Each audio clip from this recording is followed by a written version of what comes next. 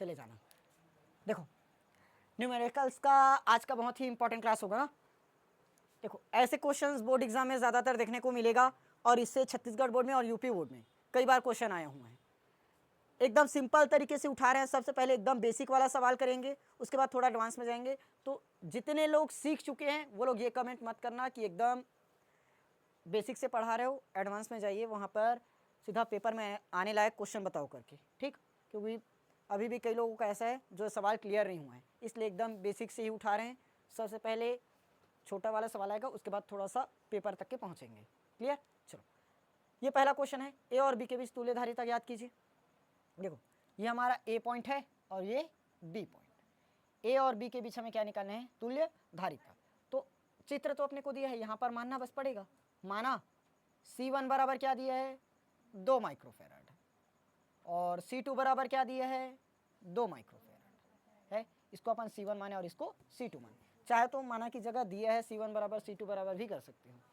अब देखो ये कौन से क्रम में दिख रहा है? श्रेणी क्रम। यहाँ से अगर आवेश प्रवाहित होगा तो इसमें पहुँचेगा, इसमें पहुँचने के बाद वो डायरेक्ट इसमें जाएगा। बटा तो नहीं है कहीं पर, बटेगा तो समांतर क्रम होगा, लेकिन बटा नहीं है। तो यहाँ क्या लिखेंगे? चूंकि जो C1 व C2 है, C1 व C2 कौन से क्रम में दिख रहा है? श्रेणी क्रम। तो अपन क्या लिखेंगे? श्रेणी क्रम में है। इसीलिए श्रेणी क्रम का फॉर्मूला लगाना पड़ेगा। 1/C बराबर 1/C1 प्लस 1/C2 आएगा। अब देखो श्रेणी क्रम को अपन क्या बोलते हैं? CS, series. सीरीज मतलब श्रेणी।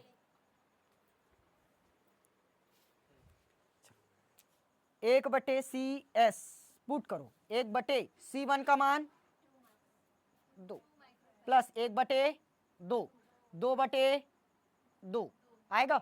2/2 का मतलब 1। ये किसका मान आया? C1/CS का। लेकिन अपने को क्या चाहिए? सिर्फ CS चाहिए।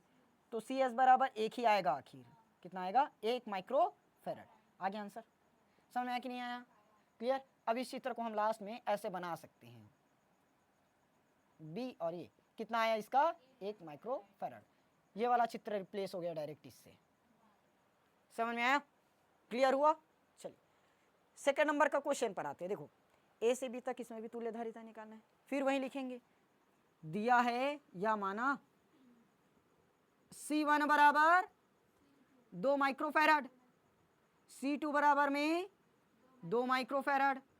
अब देखो यहां पर चूंकि C1 व C2, अब क्रम बदल जाएगा। देखना ध्यान से कैसे। ए से हमने क्या किया? ए को आवेशित किया, आवेश प्रवाहित किए, आवेश यहां तक जाएगा। अब यहां तक जाने के बाद देखो इस वाले में कहीं पर इधर गया क्या आवेश? नीचे गया क्या? नहीं गया। लेकिन इस वाले में देखो यहां तक गया। अब यहां तक जाने के बाद इसको 2 तार मिल गया। अब कौन सी दिशा में जाएगा? तो इस वाले दिशा में भी जाएगा, इस दिशा में भी आएगा। तो आवेश यहां से क्या हुआ? बट गया। तो जहां से बटना स्टार्ट होता है वो कौन सा क्रम बन जाता है? समांतर क्रम। समझ में आया? जहां से आवेश या धारा बंट जाए वो कौन सा क्रम होगा? समांतर क्रम। क्लियर हुआ? इसी पर हमें प्रतिरोध वाला भी बनाना पड़ेगा। तो जितना भी सवाल मैं इस पर संधारित्र धारिता वाले में कराऊंगा, सेम का सेम प्रतिरोध वाले में प्रैक्टिस करोगे। तो यहाँ से क्या हुआ है? आवेश बट गया है। एक जाएगा इस C1 वाले में और दूसरी जाएगा C2 में। तो आप कौन सा क्रम दिखा? समांतर क्रम। समांतर क्रम में है। क्यों हुआ? क्लियर है? क्योंकि यहां से हमने आवेश को प्रवाहित किया। आवेश क्या हुआ? 2 भाग में बढ़ गया। एक गया C1 में और दूसरा गया C2 में। ठीक। तो अब समांतर क्रम का फॉर्मूला लगाएंगे। CP parallel C1 plus C2। तो C पैरेलल C1 का मान 2 प्लस 2, तो 2 और 2 4 माइक्रोफेराड। ये आ गया हमारा आंसर। क्लियर हुआ कि नहीं? एकदम बेसिक सवाल था। अब इस पर थोड़ा सा आगे बढ़ेंगे और थोड़ा सा मीडियम लाएंगे। ओके चलिए जल्दी से इसका नोट करो या तो स्क्रीनशॉट लो। तीसरा सवाल देखते हैं इसका। नया क्वेश्चन, तीसरा नंबर ना, सॉरी इसमें नंबर डालना भूल गया था। क्वेश्चन नंबर 3 अभी हमने श्रेणी क्रम से बनाया। श्रेणी क्रम के बाद समांतर क्रम। अब नया क्वेश्चन, इसमें दोनों का मिक्सचर है, श्रेणी भी आएगा और समांतर भी आएगा। मेरे मोबाइल में पानी कहाँ से आया? चलो देखो, यहाँ से अपन क्या मान देते हैं, इसको C1, इसको C2 और इसको C3। माना C1 बराबर 2 माइक्रोफैराड और C2 बराबर 2 माइक्रोफैराड, C3 के बराबर में 1 माइक्रोफैराड। देखो ध्यान से, यहाँ से अपन क्या करेंगे, आवेश प्रवाहित करेंगे, आवेश प्रवाहित होगा। अब ए बिंदु से होता हुआ इस तरह से जाएगा, यहाँ पर पहुँचा। अब जितना आवेश C1 में जाएगा उतना ही आवेश C2 में जाएगा घूमकर। देखो इस जगह से इधर आएगा, यहाँ से होते हुए इसमें जाएगा, यहाँ पर आएगा, यहाँ से होते हुए इसमें आएगा। तो C1 में भी जा रहा है, C2 में जा रहा है। तो पूरे का कहने का मतलब एक ही है, डायरेक्ट यहाँ से क्या हुआ, आवेश बंट गया है। और जहाँ से बंटना स्टार्ट हो जाता है उसको कौन सा क्रम बोलते हैं, समांतर क्रम। तो यहाँ से आवेश बंट गया, तो C1 और C2 दोनों ही बटा है ना, तो इसलिए कौन सा क्रम दिखा, समांतर क्रम। तो यहाँ पर क्या लिखेंगे, चूंकि C1 व C2 समांतर क्रम में है, समांतर क्रम में है। अब देखो ध्यान से, इसको भी जोड़ने की कोशिश मत करना इसी में, ये दोनों तो समांतर में भले निकलेगा, लेकिन ये समांतर में क्या नहीं, ये दूसरे क्रम में बनेगा। तो जहाँ से सॉल्व होता दिखे परिपथ, पहले वहाँ से सॉल्व करोगे, ये दोनों पहले करना है, उसके बाद लास्ट में इसको करेंगे, ठीक। तो C1 और C2 कैसे है, समांतर क्रम में। तो समांतर क्रम का फॉर्मूला अपन जानते हैं, C बराबर में C1 प्लस C2। समांतर क्रम का C पैरेलल, C1 का मान देखो 2, C2 का मान भी 2, तो 2 और 2 4 माइक्रोफैराड आ गया। ये आ गया हमारा Cp, समझ में आया। अब परिपथ का चित्र कुछ अलग बनेगा। ये हमारा A पॉइंट हुआ, यहाँ से आवेश गया, इन दोनों को हमने सॉल्व किया, भी इन दोनों को सॉल्व करके कितना लाए, 4 माइक्रोफैराड। तो ये लो कितना आ गया, 4 माइक्रोफैराड। फिर उसके बाद इसको अभी सॉल्व किए हैं क्या, नहीं, यहाँ पर कितना है, 1 माइक्रोफैराड, 1 माइक्रोफैराड। अपन इसको क्या मान के बैठे हैं, C3, इसको क्या माने हो, C। ये बना है देखो Cp बनकर निकला है ना। अब देखो यहाँ से हम क्या करेंगे, फिर से आवेश प्रवाहित करेंगे। यहाँ से आवेश प्रवाहित करोगे, पहले किस में जाएगा, इसमें। अब यहाँ से धारा कहीं आवेश कहीं बटा क्या, नहीं, जितना आवेश 6 यानी कि इसमें गया, Cp में गया पैरेलल में, उतना ही कहाँ जाएगा, इसमें भी जाएगा। चलो देखें, ये हो गया Cp 4 माइक्रोफैराड और ये हो गया C3, इसमें से आवेश प्रवाहित हुआ, कहाँ गया, C3 में। तो यहाँ से धारा आवेश कहीं पर बटा है क्या, नहीं, बटा नहीं है, बटा नहीं है तो कौन सा क्रम हुआ, श्रेणी क्रम। तो यहाँ क्या लिखेंगे, चूंकि Cp और C3 कौन से क्रम में हुआ, श्रेणी क्रम में, श्रेणी क्रम में है, इसीलिए 1/CS सीरीज वाला लगेगा। सीरीज के लिए अपन फॉर्मूला जानते हैं, 1/C1 प्लस C2, लेकिन C1 की जगह Cp प्लस 1/C3 आ गया। ये हो गया हमारा 1/CS। 1/Cp का मान 4 और 1/1 होगा, तो ये आ जाएगा अपना 1/4 प्लस 1/CS। इसको सॉल्व बस करना है, देखो ध्यान से, LCM लोगे और LCM नहीं लेना, डायरेक्ट शॉर्ट है, तिर्यक गुणा करो, 1 एकम 1 और ये 4 एकम 4, 4 और 1 5, 5/4, 4 एकम 4, 4 और 1 5, 5 क्या आया, 4।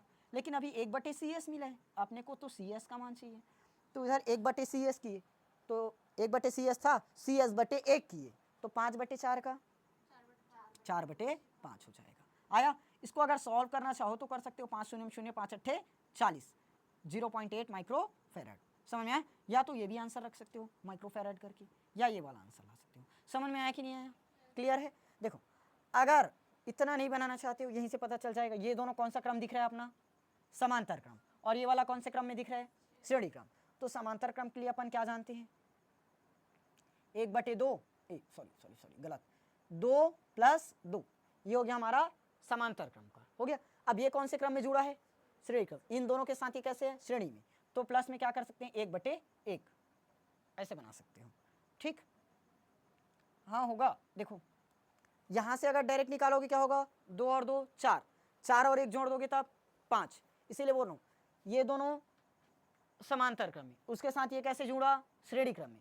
अगर डायरेक्ट सॉल्व करना चाहो तो सॉल्व करने के चक्कर में आंसर बिगड़ेगा, क्योंकि जब इसी को श्रेणी क्रम में जोड़कर बनाओगे तो उसमें डिवाइड वाला फॉर्मूला लगाना पड़ेगा, और यहाँ डायरेक्ट जोड़ रहे हो तो डिवाइड वाला लग ही नहीं पा रहा है, इसीलिए इसमें मत बनाना। समझ में आया? पहले इतना सॉल्व करना समांतर का, उसके बाद श्रेणी का सॉल्व करना, फिर समांतर का जैसे ही सॉल्व हुआ एक नया चित्र बना लिया समझने के लिए, उसके बाद देखो कौन से क्रम में जुड़ा है, तब इसको सॉल्व करो, तब जाकर आंसर सही आएगा। ऐसे में कहीं पर मिस्टेक हो सकता है। समझ में आया? नोट कर लो।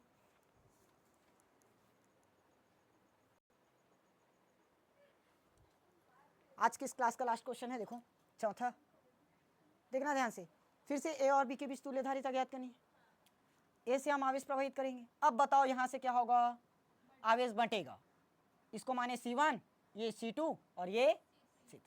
समझ में आया? अब थोड़ा सा फास्ट पढ़ाऊंगा, अगर ज़्यादा स्पीड लगेगा तो स्लो कर लेना। यहाँ से जाएगा C1 और C2 में जाएगा, इधर घूमते हुए इधर आएगा तो C3 में जाएगा। अब बताओ C1 C2 और जो C3 है, इन दोनों के साथ ये समांतर क्रम में बनेगा, क्योंकि यहाँ से क्या हुआ है, धारा बट गया है। आधी धारा इसमें, धारा नहीं आवेश, आधा आवेश इसमें जाएगा और आधा आवेश इसमें जाएगा। लेकिन यहाँ से देखो अब दोनों को कैसे सॉल्व करोगे, इसको बटे में लोगे इसके कि ये वाला इसके, तो डाउट हुआ। तो इसलिए क्या करेंगे, यहाँ से C1 में जितना आवेश जाएगा उतना ही आवेश C2 में जाएगा। तो C1 और C2 कौन सा क्रम दिखा, श्रेणी क्रम। तो पहले श्रेणी क्रम लगाकर सॉल्व करेंगे। C1 व C2 कौन से क्रम में है, श्रेणी। अब पूरा डिटेल नहीं लिखवाऊंगा, शॉर्ट में बताऊंगा ना, डिटेल खुद से लिख लेना। क्या होगा, 1/C बराबर 1/C1 प्लस 1/C2 आया। 1/C श्रेणी क्रम के लिए S लगा दो, 1/2 प्लस 1/2, 2 एकम 2, 1 आएगा कि नहीं। तो CS बराबर फाइनली कितना मिला, 1 माइक्रोफैराड। समझ में आया ना? यहाँ पर थोड़ा सा गुणा भाग बस है, समझ जाना। अब नया चित्र क्या बनेगा, ये हुआ हमारा A पॉइंट, इन दोनों को हमने सॉल्व किया, कितना आया, 1 माइक्रोफैराड। यहाँ पर हमारा B पॉइंट, नीचे वाले में कितना दिया, 2 माइक्रोफैराड, ये जाकर B से मिला। अब कौन सा क्रम दिख रहा है, एकदम साफ, समांतर। ये हमारा CS है और ये C3 है। CS व C3 कौन से क्रम में बना, समांतर में। समांतर का फॉर्मूला डायरेक्ट जोड़ देते हो, CP parallel CS plus C3, CS का मान 1, C3 का मान 2, 2 और 1 3, कहाँ से 4 आया, 3 माइक्रोफैराड। ये आ गया हमारा आंसर। समझ में आया कि नहीं आया, क्लियर हुआ? इतना क्वेश्चन पर अच्छे से प्रैक्टिस करके रखो, और हो सके तो PDF का बाकी क्वेश्चन बना के रखना, कल बताऊंगा तो उस क्वेश्चन से मिलाकर देख लेना। ठीक, चलिए मिलेंगे कल की क्लास में, तब तक इस पर प्रैक्टिस करके रखना।